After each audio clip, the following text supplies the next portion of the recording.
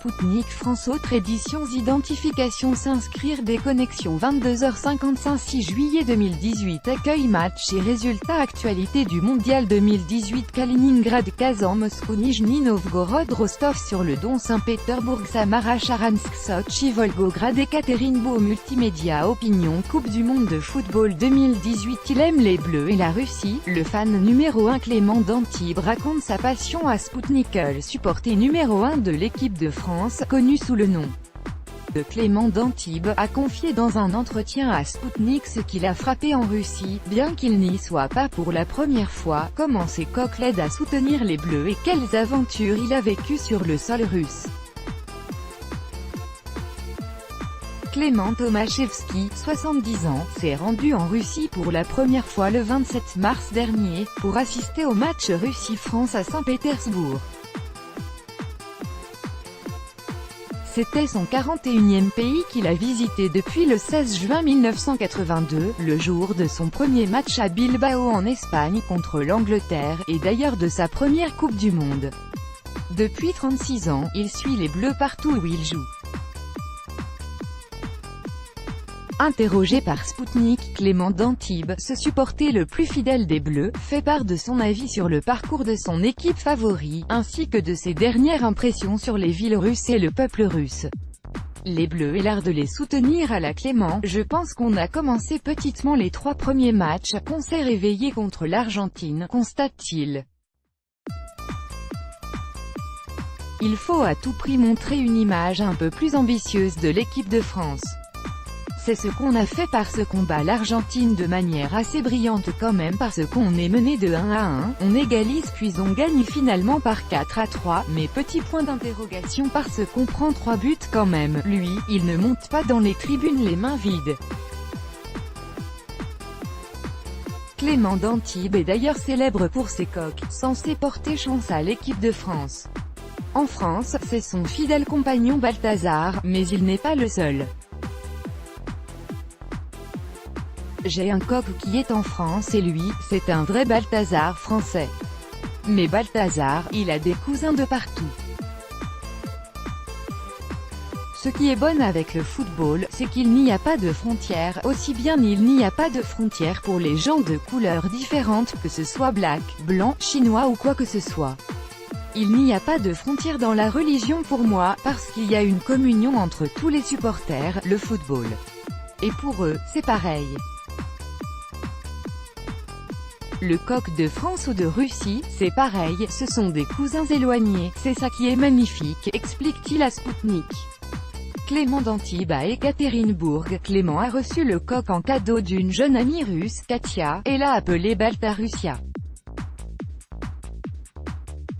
Ce avant d'en recevoir un autre à Nijni Novgorod, la télévision locale le lui a offert et pas sans résultat, il s'avère que la France vient de se qualifier pour les demi-finales. Ce que Clément apprécie dans les Russes et leur pays aujourd'hui, à Nijni Novgorod c'est jouer le match France-Uruguay. Clément estime que c'est une très belle ville comme toutes les autres, car il s'est déjà rendu à Kazan, Ekaterinbourg et Moscou pour cette Coupe du Monde. Il a été fasciné par la beauté des lieux, la gentillesse des gens, des Russes, que ce soit les jeunes, les anciens ou les vieux, la gentillesse exceptionnelle, serviable, toujours disponible, c'est ça. Qui est encore plus beau que le site, souligne-t-il, pour qui la détermination à aider de la part des Russes est précieuse car ils ne parlent ni russe, ni anglais, uniquement français. J'étais très bien accueilli, bien reçu, ajoute-t-il. Séjour riche en aventures. Ce qui est resté surtout gravé dans la mémoire de Clément, ce sont des petits moments émouvants avec les Russes.